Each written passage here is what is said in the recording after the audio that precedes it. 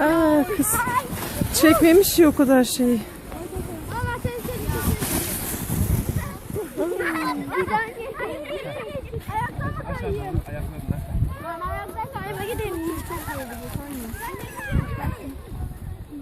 Gel şimdi buraya, gel bir dakika yavrum, gel.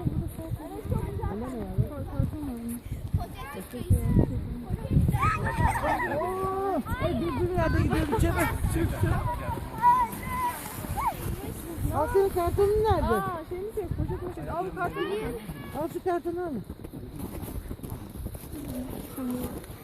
Dur poşetini alırsın abiden.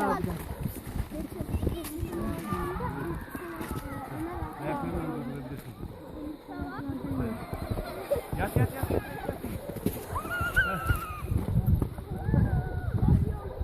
Tamam, böyle. Gel. Al torbanı gel.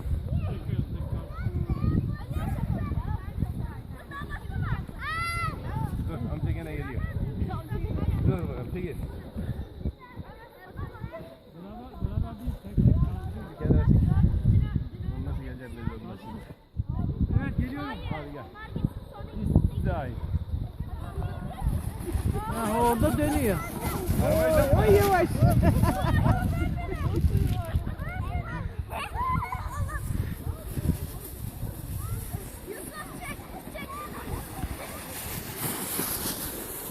Şurası çok kötü oldu. Orası çok dalgalı, oradan dengeni kaybediyor. Evet, evet.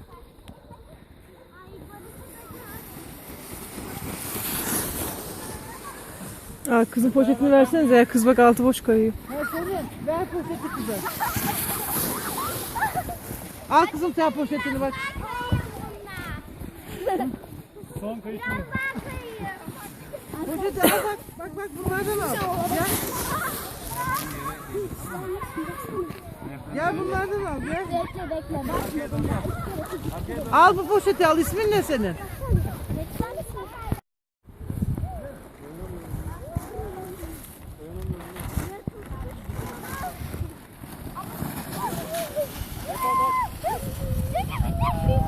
Sefa.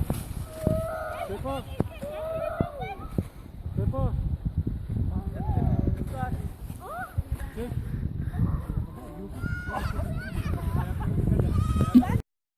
Gidiyor mu çekim? İyiyim yok orada, iyiyim yok. İyiyim de olması lazım.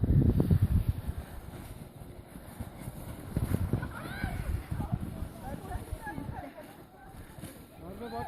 Nerede bana bak. Anne. Nerede bak? Sefa'ya niye poşet vermedin?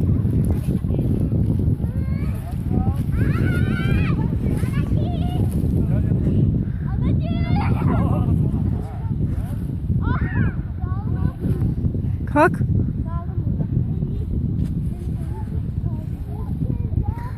Sefa'ya poşet götürsene bekliyor orada.